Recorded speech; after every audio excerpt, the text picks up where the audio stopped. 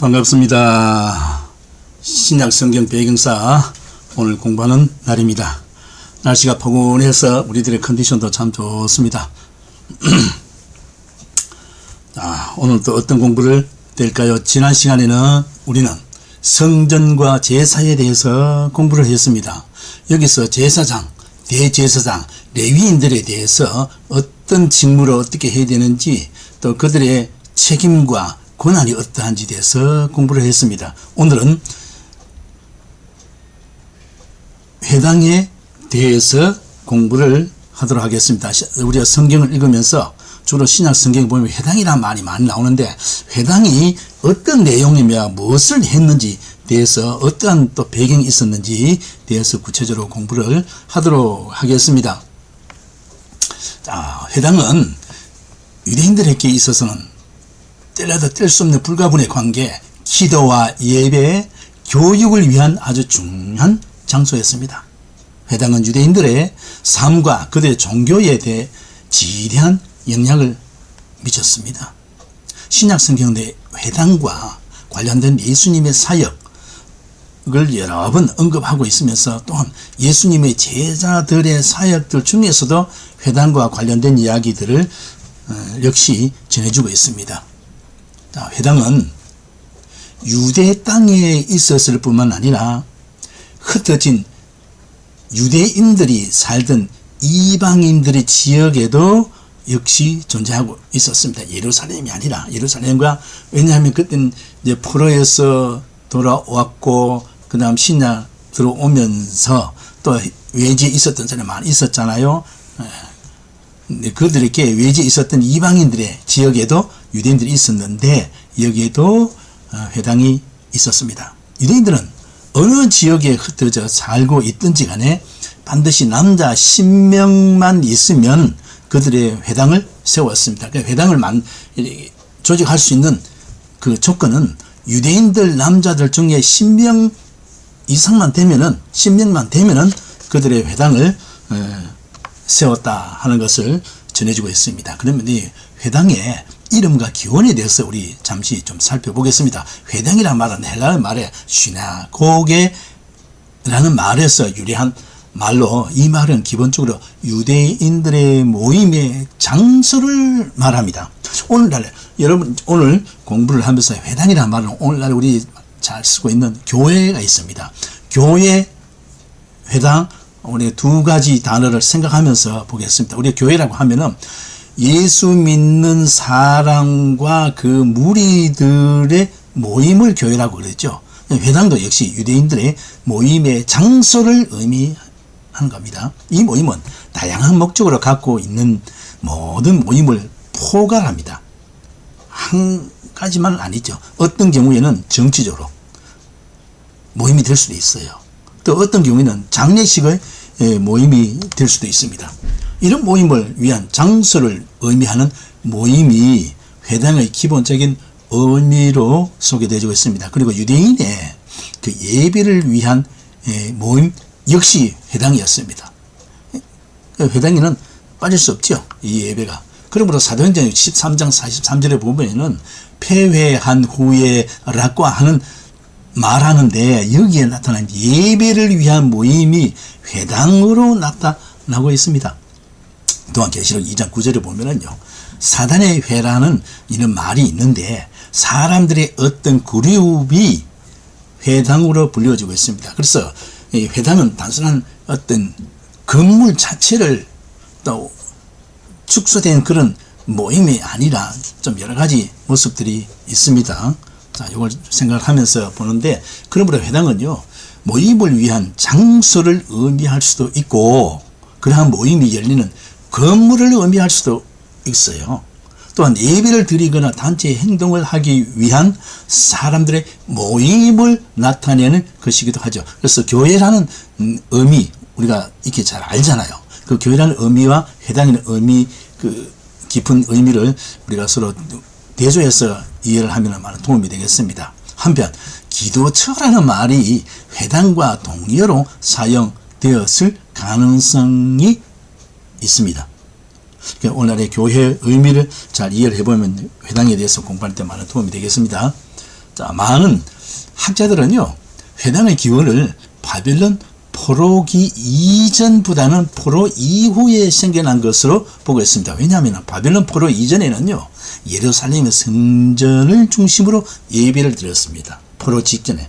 근데 포로가 되어지면서 여러 멀리서 이방인으로서 살면서 그들은 예루살렘을 향해서 예배를 드리고 기도하고 이렇게 했죠. 이 성전이 유대인의 삶과 종교의 중심이었습니다. 그래서 포로 전까지 구약의 이 상황들과 신약의 구분해서 보면은 포로 전까지는 성전 중심의 유대인들의 생활과 예배였고, 포로 이후에는 이 회당을 중심으로 그들의 생활과 또 예배의 중심이었습니다. 그러나 바벨론 포로기 동안에는 예루살렘에서의 그 예배가 불가능했습니다. 왜냐하면 포로가 되었는데 어떻게 할 수 없잖아요. 포로기 동안에 유대인들은 함께 모여서 예루살렘을 향해서 기도했다 하는 것을 열왕기상 18장 46절에서 50절 나옵니다. 그래서 포로로 갔던 그 다니엘도 그렇고 여러 선지서를 보면 예루살렘을 향하여서 기도했더라. 예. 그들은 그들의 모임을 위하여서 어떤 공적인 장소를 필요로 했을 것이 분명합니다. 이런 상황에서 예배, 성경 교육, 기도의 장소, 모임의 장소로 회당이 생겨났다는 것이 일반적인 견해입니다. 그러므로 회당은요, 팔레스타인에서 보다는 흩어진 유대 공동체에서 먼저 시작되었다는 것이 분명하게 전해지고 있습니다. 이 유대인의 전승에 의하면요, 주전 400년경에 큰 회당이 느헤미야에 의해서 세워졌을 것으로 생각을 하고 있습니다. 이 회당은요, 모세의 율법을 연구하고 또한 그것을 전하기 위하여 120명의 특별한 일꾼들이 있었다라고 전하고 있습니다. 이 회당은 팔레스타인에서도 세워지기 시작해가지고 급속도로 빠르게 확산이 되었던 것으로 소개합니다. 팔레스타인의 회당 제도의 발전은요, 바리새인의 발흥과 더불어 주전 2세기경인 것으로 봅니다. 이런 회당 제도에는요, 계속 확산이 되어 예수 시대에는 유대인들이 사는 모든 지역에 회당이 있었던 것을 성경은 점검을 해주고 있고 소개를 해주고 있습니다. 고고학적 명칭보다 작은 마을에도 여러 개의 회당이 있었다는 것을 보여줍니다. 예루살렘이 멸망할 때는 예루살렘에서 480개의 회당이 파괴되었다고 합니다. 그러니까 유대인들과 회당은 뗄래도 뗄 수 없는 생활과 종교의 밀접한 관계가 있는 것이죠. 예수 시대의 예루살렘 안에는 히브리파 유대인들의 회당뿐만 아니라 또 헬라파 유대인들의 회당이 있었던 것으로 소개되어지고 있습니다. 이들은 왜 이렇게 나누어졌을까요? 헬라파와 히브리파. 크게 이제 알 수 있는 것은, 구별된 것은 별개의 회당을 갖고 신앙생활을 했던 것으로 나타나는데, 이것은 아마도 언어의 장벽 때문에 히브리파, 헬라파 이렇게 나누어서 회당이 진행이 되었다 하는 것을 알 수 있습니다. 사도행전 6장에 보면은 히브리파와 유대인들과 헬라파 유대인들 사이에 막 갈등이 있잖아요. 이것을 보여주고 있는 것을 우리가 참고가 될 수 있는데요. 유대인뿐만 아니라 사마리아인들도 유대인처럼 회당을 갖고 있었을 것으로 추론은 자연스럽게 해주고 있습니다. 자, 기원에서 그러면 회당 안에 여러 가지 업무를 보는 분들이 있잖아요. 그 몇 부류의 업무들이 있는데, 회당 안에는 있는 직분자들에 대해서 좀 보겠습니다. 왜냐하면 성경에 보면 회당장이 있다, 또 연락하는 사람들이 있다, 회당 안에서 일하는 사람들이 여러 가지 소개해주고 있거든요. 성전에는 제사장들과 레위인들이 제사와 성전 관리를 하였습니다. 그런데 회당 안에는 직분을 가진 몇 사람이 있어서 회당을 잘 지도하고 인도했습니다. 그래서 회당장은 가장 중요한 인물이었다. 합니다. 이게 세 부류로 담당자가 나타나는데, 이걸 이해하면서 회당 안에서 직분 작성할 때 우리 교회 안에 우리 좀 조직들을 좀 생각하면 좋겠습니다. 자, 이제 담임 목사가 있고 부교육자들이 있잖아요. 그럼 당회가 있고 그 다음 재직회가 있고 각 기관이 있고, 거기에 맡은 자들이 누구인가, 이걸 좀 생각하면서 하면 이해하는 데만 도움이 되겠습니다. 첫째, 회당에 우두머리가 있습니다. 성전에 우두머리 했다가 또는 회당의 우두머리 이렇게 성경에 나오잖아요. 몇 가지가 있는데, 첫째는 예배를 인도하고 모임 중에 질서를 유지하면서 율법과 선지서를 읽을 자와 설교할 자를 지명하는 이런 권한을 가지고 있습니다. 회당의 우두머리, 근데 회당장이라고 할 수 있죠. 자, 회당의 우두머리가 처음에는 예배를 인도하는 모임 중에서 질서를 유지하면서 그날 말씀에 대한 선지서를 또 읽고 설교하는 자를 지명해서 할 수 있는 자 담당이 이 우두머리가 했습니다. 두 번째는 안식일에 선지서를 선택하고 설교 주제를 결정해 줍니다. 설교하는 사람이 마음대로 하는 것이 아니라 회당의 우두머리가 정해주는 것이요. 본문 정해주고 이런 내용 해라. 그 선지서 안에서 택해가지고 합니다. 세 번째, 회당 안에서 교리적인 논쟁이 벌어질 때에는 사람들을 안에서 가르치면서 교훈하는 자가 바로 이 회당의 우두머리입니다. 그러므로 예수님께서 안식일에 한 회당에서 18년 된 병자를 고치니까 회당장이 나서가지고, 야, 왜 이런 일을 하느냐고 하면서 분노하면서 고발을 하잖아요. 사람들 교훈한 것을 누가복음에서는 발견할 수 있는데요. 자, 거기에서 회당장은 회당에 있는 장로들 가운데서 투표로 선출된 것이고, 그 임기는 1년인데 재선에서 임무를 보는 것도 가능합니다. 그러므로 어떤 사람은 평생 회당장으로서 선출되었다라는 것도 소개되어지고 있습니다. 자, 회당장의 사회적 지위는 어떨까요? 그만큼 권한이 있으면 사회적으로 어떨까요? 유대 공동체에서 대체로 높게 인정되었던 것 같습니다. 탈무드의 문헌에 의하면 한 남자의 결혼할 때 있죠. 회당장이 결혼하는 대상자가 어떠냐면, 탈무드에서 소개하기를 한 남자의 결혼에 대한 고민에서 먼저 학자의 딸과 결혼을 해야 한다고 권면합니다. 회당장은 우리가 앞에서 성전에 대해서 공부를 했잖아요. 성전에서는 제사장이 있습니다. 그 제사장이 그때 엄격한 규율이 있잖아요. 그가 결혼할 때 꼭 정해진 사람만 가지고 해야 돼요. 자기 나름대로 하지 않지요.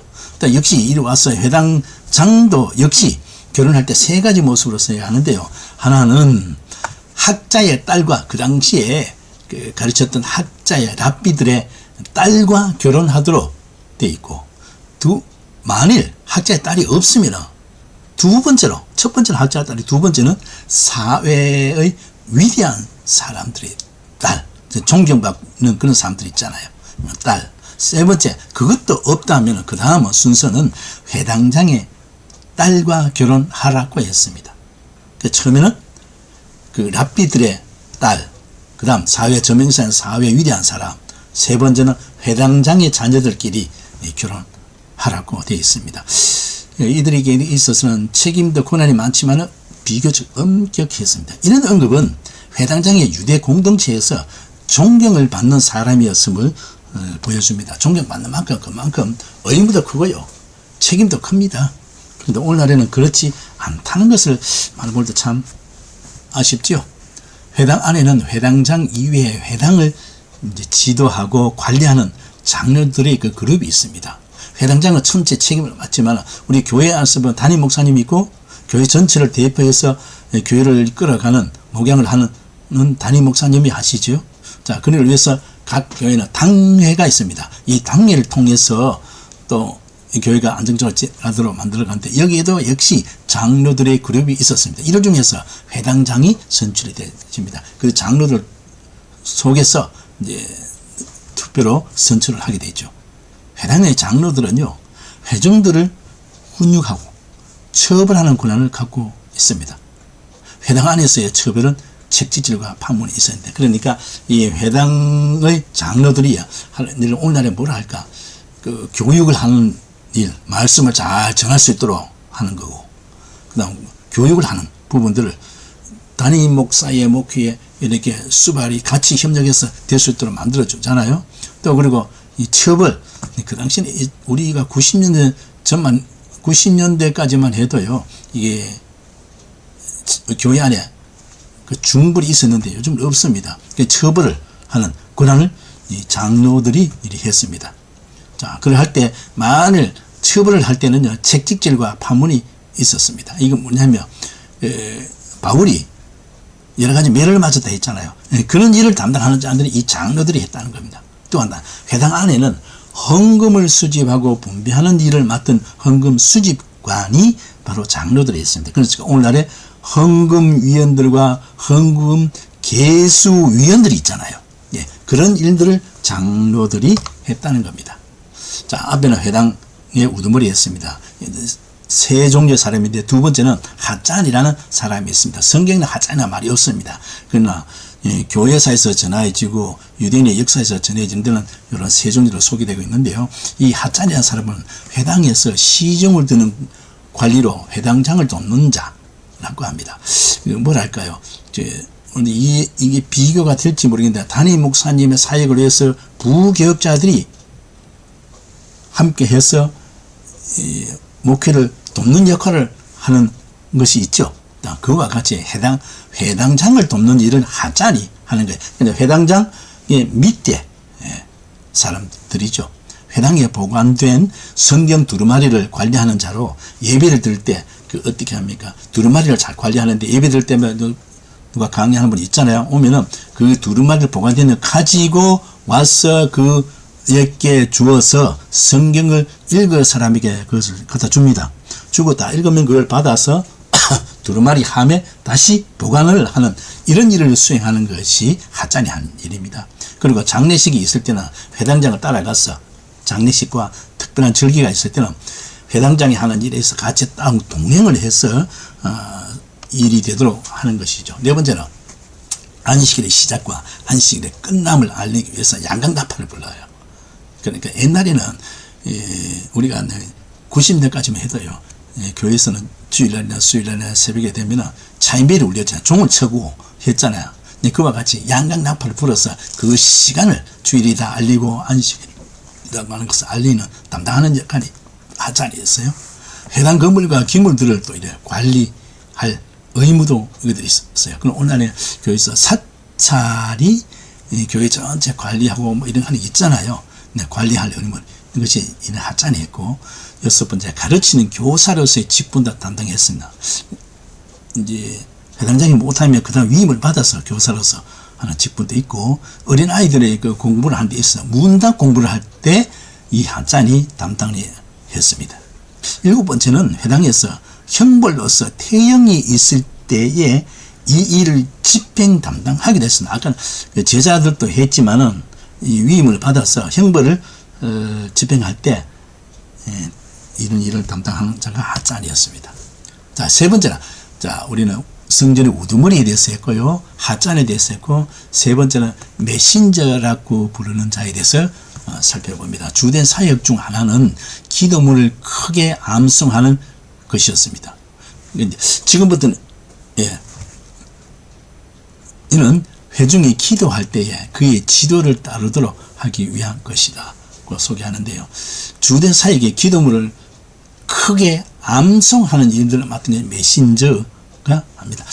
어떻게 말할까요? 우리가 예배를 할 때 사회를 하는 사람과 비교를 하면 될지 모르겠네요.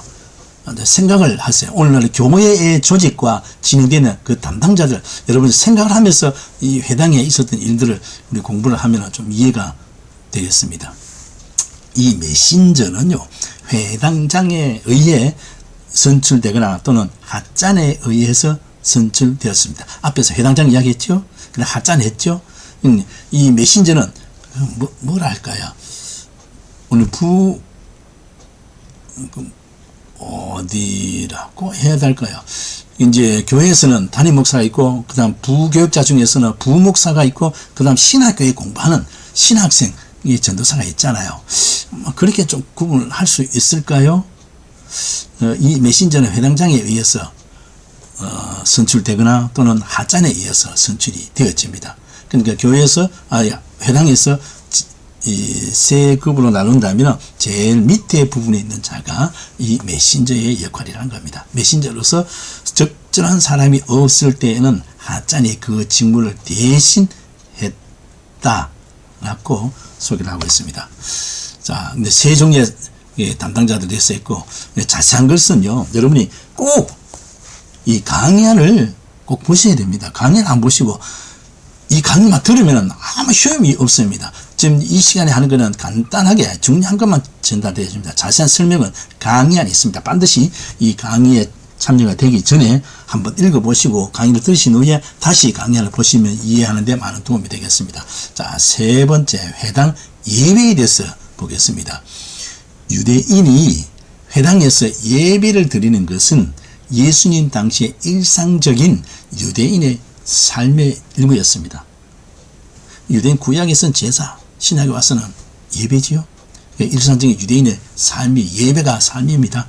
자, 그러므로 예수님께서는 몇 가지를 소개하는데 예수님께서도 안식일에 회당에서 예배를 드리면서 자라나셨습니다. 그 어릴 때 보면 회당에서 활동했고 들어가셨다는 거 소개되어 있잖아요.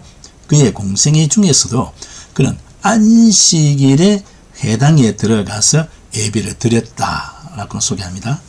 두 번째는 가르쳤었습니다. 예수님은 예배도 드렸지만 그 성장했지만 두 번째는 가르치는 일들. 예수님의 사역 중에서 세 가지가 3대 사역이라는 것은 소개하잖아요. 자, 그분의 가르치는 사역이 있었다는 것이고, 그리고 사도 바울도 선교 사역을 행할 때도 회당에서 들어가서 예배에 참여를 했고 드리고 그것에서 복음을 증거했다라는 겁니다. 그래서 회당의 역할이 이러합니다. 초대 기독교인들 중 유대인들은 회당 예배에 아주 익숙한 자들이었습니다. 성전이 없으니까요. 성전이 없으니까 그 성전의 역할을 하는 것이 바로 회당이니까요. 하나님을 경외하던 이방인 중에서도 개종자들은 예배에 익숙한 자들이었습니다. 자, 이런 이유로 인해서 회당에서 드려지던 예배의 모습이 오늘날 기독교 예배에 큰 영향을 주었을 것이 분명합니다. 이제 오늘날 우리 예배도 예배가 우리가 개인적으로 생각하고 이래 드는 것이 아니면 다 그 전해져 오는 전통의 여러 가지가 있잖아요. 그걸 참고를 해서 오늘 우리 예배 드리는데 순서나 여러 가지 진행되어지는 것은 그 당시에 회당에서 성전 제사에서 그 다음 회당에서 되는 부분들을 전해지고 와서 우리의 생활에 맞게 그렇게 순서가 정해지고 예배가 드려지는 것입니다. 회당에서 드려지는 예배의 모습에 대하여 신약 성경에는요 자세히 언급을 하고 있지 않기 때문에 그 모습을 완전하게 재구성한다는 것은 어렵습니다. 그러나 이런 문헌과 성경에 있는 모습과 또 역사가 전해주고 있는 그 자료를 여러 가지 참고 자료를 했을 때 우리가 회당에 예배 드리는 모습을 우리가 어떤 그림을 그릴 수 있고 오늘날의 예배에 영향을 미친 모습들을 알 수 있습니다. 신약에 따라서 회당 예배는요 어느 정도 다양성이 인정이 되었던 것이 분명합니다. 신약의 언급들과 유대인들의 문헌을 통해서 보면은 당시에 회당 예배를 재구성해 볼 수가 있는데요. 먼저 이제 몇 가지가 있습니다. 이 회당에서 예배 드리는 거. 그럼 지금부터는 어떻게 하냐면 우리가 평소 때 주일날 또 모임에서 예배에서 진행되어지는 순서를 좀 생각해 보시기 바랍니다. 거기에 맡은 사회자가 있고 또 대표기도하는 자가 있을 것이고 말씀을 전하는 분이 있고 찬양대가 있고 여러 순서가 있잖아요. 순서의 담당자 있잖아요. 그걸 생각하면서 지금부터 공부를 하면 좀 도움이 되겠습니다. 먼저 이 회당에서는요 찬양으로 계획을 합니다. 탈무드에는 예배를 드릴 때 먼저 하나님을 찬양하라고 합니다. 그러니까 회당장은 하찬을 불러서 회중 가운데서 예배의 부름에 봉사하도록 어떤 사람을 초청을 명합니다.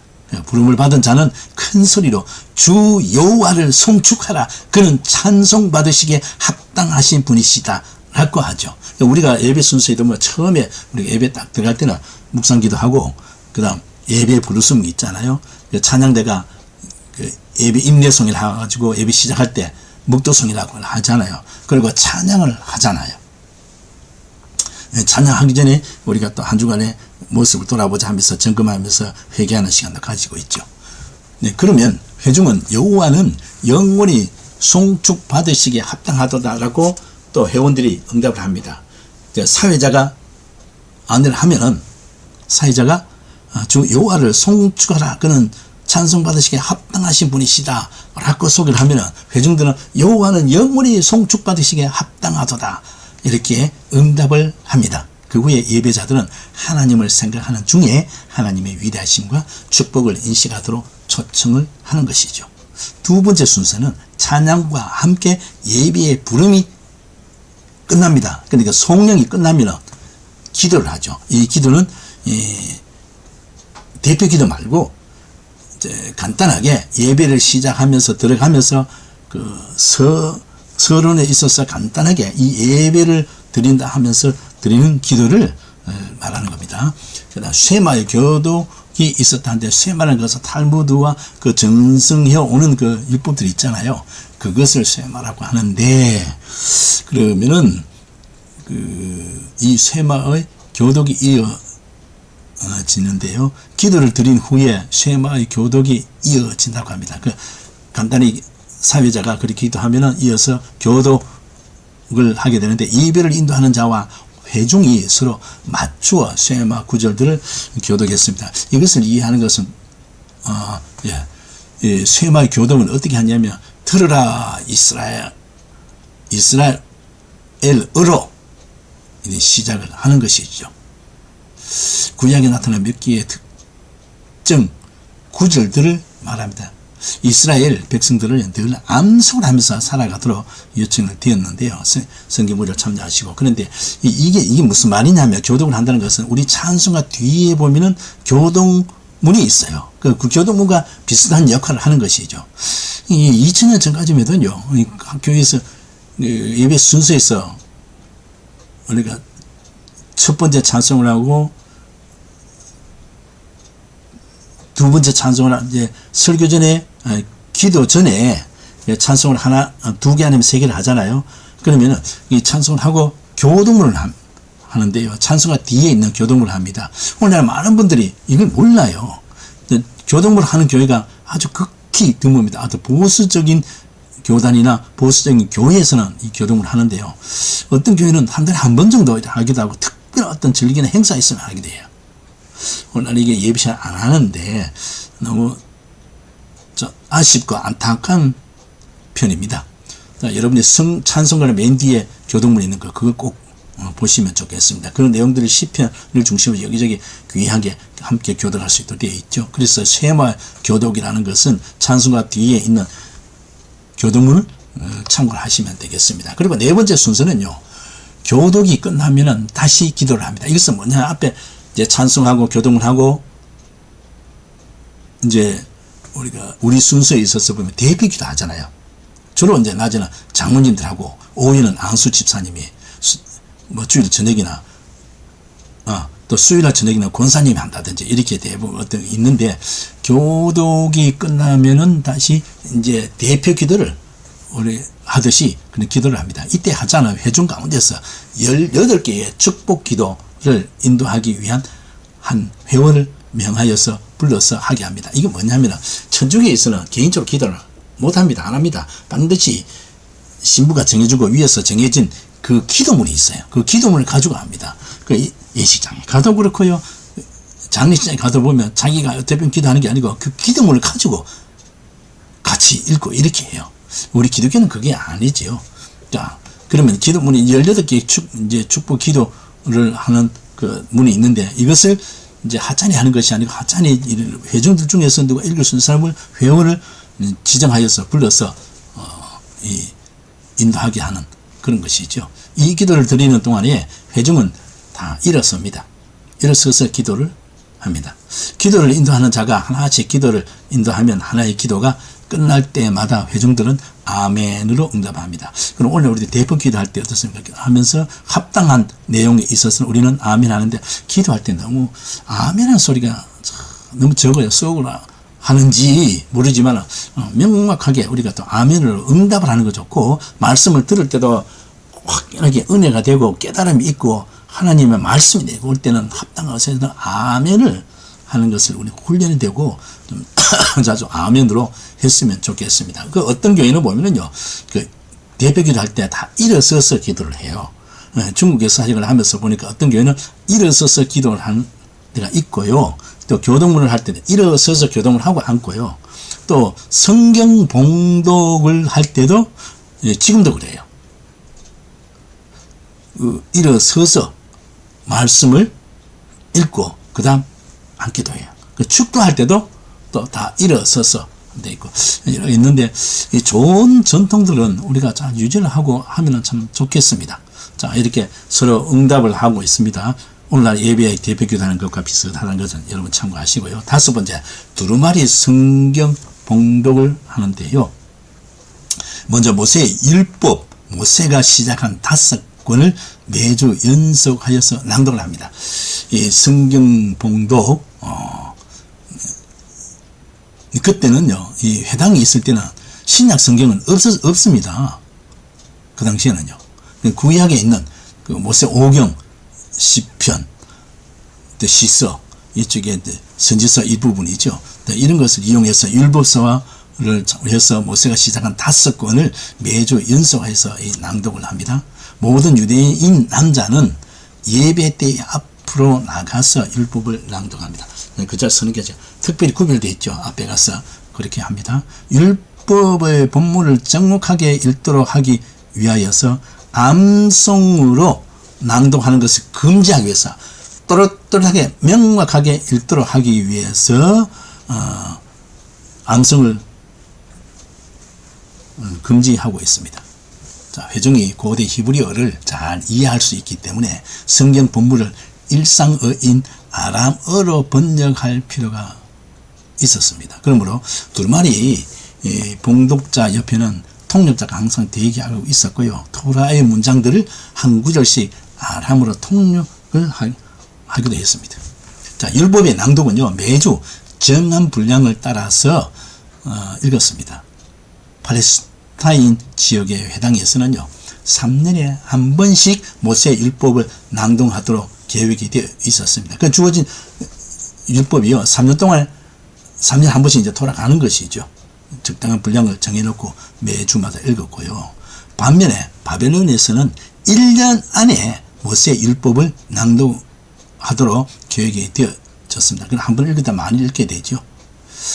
헬라어를 사용하는 지역에서는요, 어떻게 해요? 70인역으로 율법을 읽었습니다. 번역을 해가지고 그렇게 했죠. 그러나 특별한 안식일과 절기 때에는요, 그날에 맞는 특별한 내용을 낭독을 했습니다. 자, 여섯 번째, 어떻게 순서가 되나요? 율법을 읽은 후에는 선지자의 글이 읽혀졌습니다. 선지자의 글을 읽는 순서는 신약 시대에 명확히 정해져 있지는 않았어요. 그러므로 낭독자가 자기가 원하는 장과 구절을 마음대로 선택해서 이렇게 읽게 됩니다. 누가복음 4장에 보면 이렇게 쓰여져 있는데요.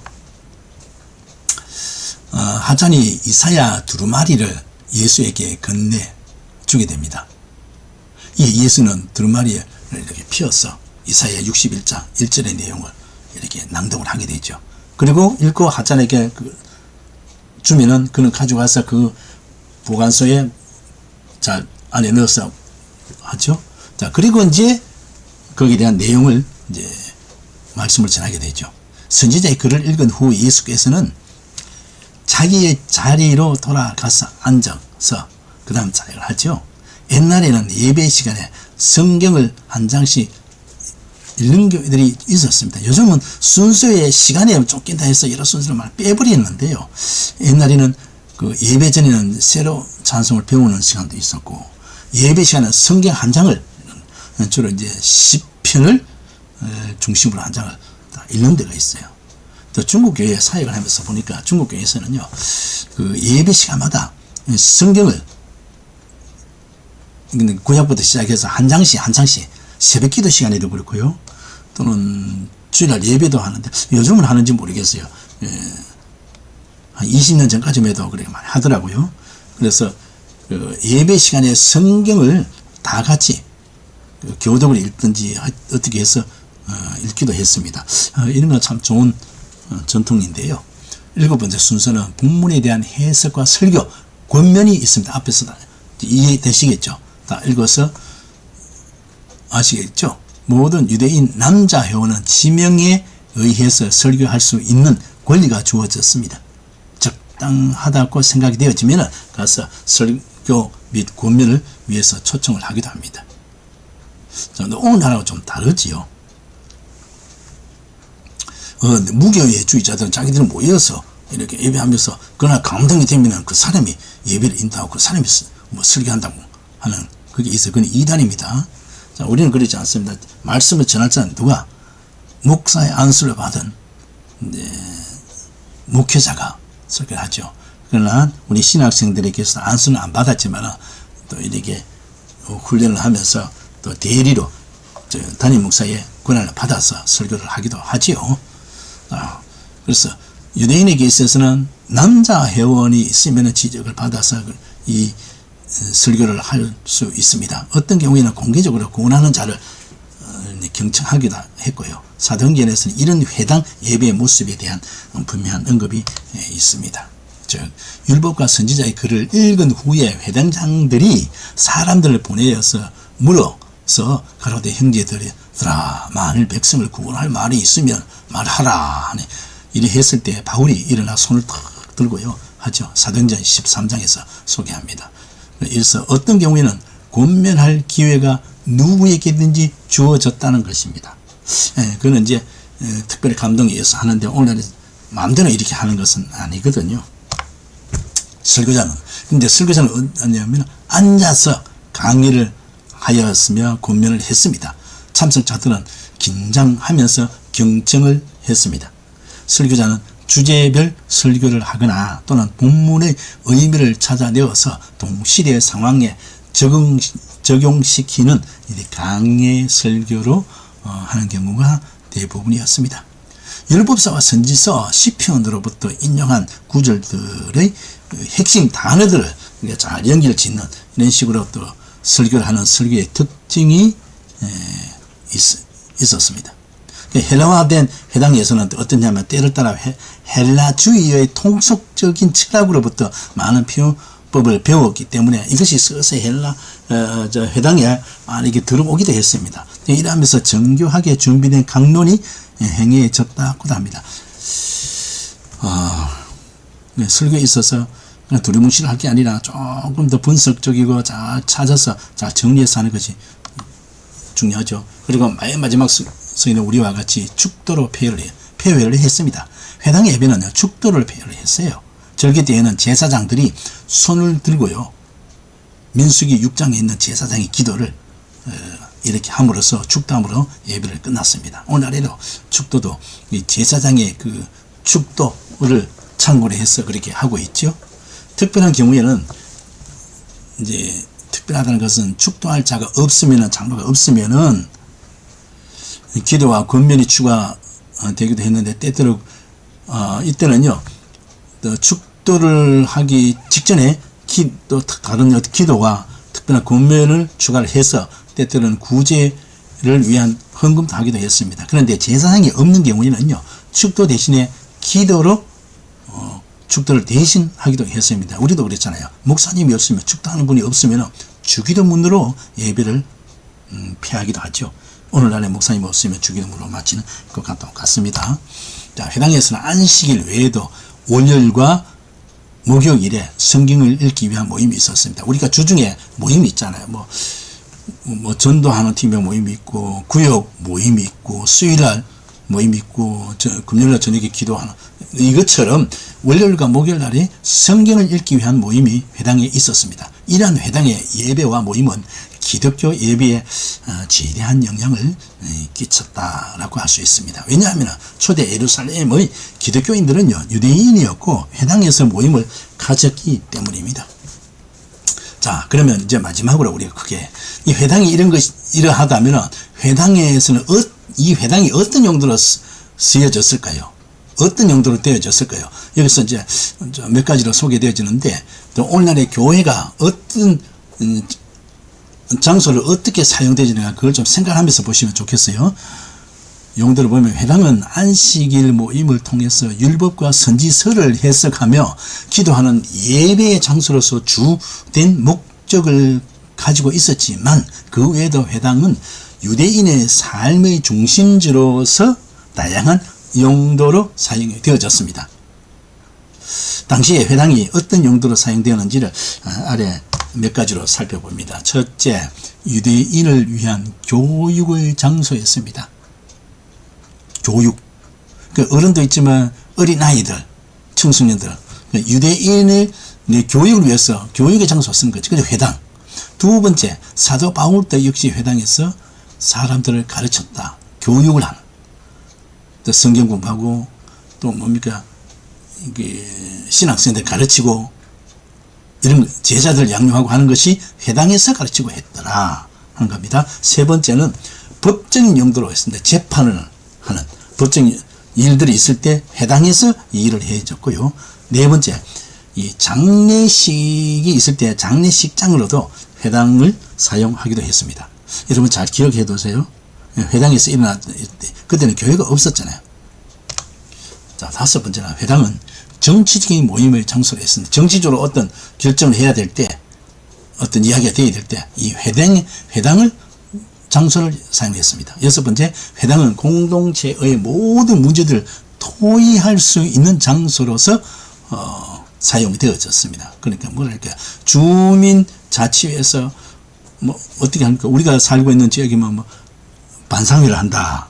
또 어떤 뭐 특별일이 있을 때 공동체로 모여서 문제들을 의논하고 할 때 쓰는 것, 그런 때 쓰는 것이 회당에서 이런 토의하는 장소로서 쓰여졌어요.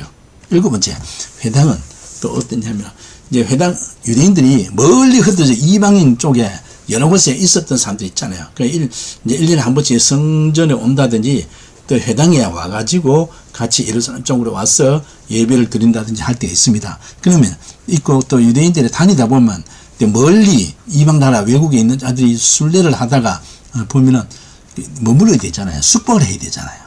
이럴 때 여행자들을 위한 숙박 시설로서도 회당이 사용되어졌습니다. 사용되지는 용도가 한 7가지로 소개되어집니다. 회당은 유대인의 삶의 중심이었고 다양한 용도로 사용이 되어졌습니다. 우리는 지금까지 회당에 대하여 여러 가지를 살펴보았는데요. 유대인의 삶의 중심인 회당은 다양한 용도로 사용이 되어졌습니다. 오늘날에 우리 교회에서도 보세요. 단순한 예배만 하는 것이 아니잖아요. 한 20년 전에도 국가에서 투표를 할 때 교회 교육관이나 교회에 있는 건물 어느 부분들을 이용해서 투표하는 장소도 쓰이기도 했어요. 그리고 어떤 걸 보니까 주민회에서 좀 큰 모임을 아파트의 그 어떤 재건축이나 뭐 이런 거 할 때 그 지역에서 교회의 그 장소를 이용해 가지고 하기도 했고요. 그리고 오늘날은 교회 안에서는 또 좀 뭡니까, 결혼식 할 때 교회에서 하는 경우도 있고, 뭐 교육을 한다든지 특별 집회를 한다든지 뭐 특별 지역을 위해서 특별한 봉사 활동을 한다든지 여러 가지가 있잖아요. 교회에서 사용되어지는 여러 가지 일들이 있잖아요. 그 용도가 있잖아요.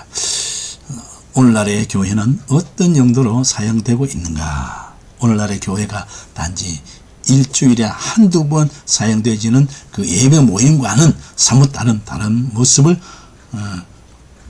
모습으로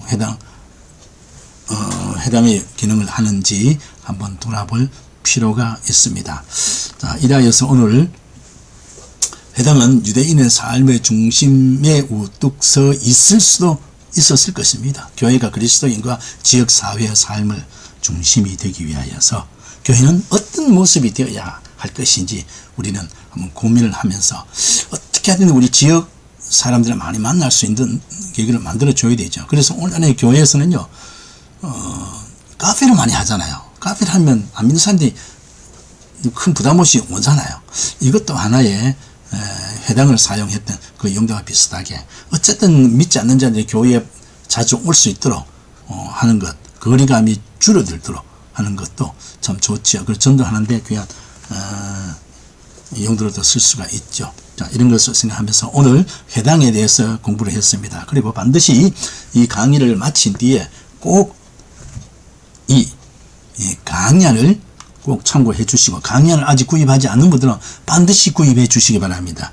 강연이 없으면 강의가 제대로 되지 않습니다. 오늘이 20일 목요일이죠. 내일이 금요일입니다. 금년 20일 3월 20일은 춘분입니다. 이 춘분이라 그러면은 밤낮의 길이가 똑같은 시간입니다. 춘분과 가을의 추분, 이 시간이 주야 밤낮의 길이가 똑같은 시간을 말합니다. 자, 그런데 이 부활절의 기점이 왜 어디로부터 시작을 하면서 왜 시간이 달라지는가, 이 기준이 어딘가 살펴보면요, 부활절은요 매년 춘분을 기점으로 해서 음력 15일 보름이 지나고 처음 맞이하는 주일이 부활절이 됩니다. 그래서 금년에는 3월 20일 금요일 날이 춘분이니까 이날로 시작해서 맞이하는 음력 15일이 지나면서 처음 맞이하는 주일이 4월 첫 주일입니다. 그래서 4월 첫 주일이 금년에는 부활절이 됩니다. 매년 다릅니다. 그래서 매년 시간 다른데 보면은 보통 2주, 3주 정도 차이가 있습니다. 특히 6년 동안에는 한 주간의 달력이 돌아가는데 돌아오는 시간이 매년 6년에 한 번씩 유년이 있는데 6년이 그 날짜를 계산하면서 이래서 음력의 날짜가 달라지는 것이죠. 자, 이걸 참고해서 지금 우리가 배우는 것은 신약 성경 배경사를 공부하고 있습니다. 이 배경사에 있어서 우리 배경을 잘 알아야 본문의 내용들을 좀 쉽게 올바르게 그 원하는 메시지를 전할 수 있는 것이죠. 그러니까 마침 이 절기가 다가왔기 때문에 부활절의 날짜가 다른 이유가 어떤 것인지 그 배경을 좀 전에 설명해 드렸습니다. 이것을 참고해서 성도들에게 좀 전하여지면은 왜 부활절이 매년 다른가 하는 것에 대해서 이해가 되기에 좋겠습니다. 수고들 많았습니다. 감사합니다.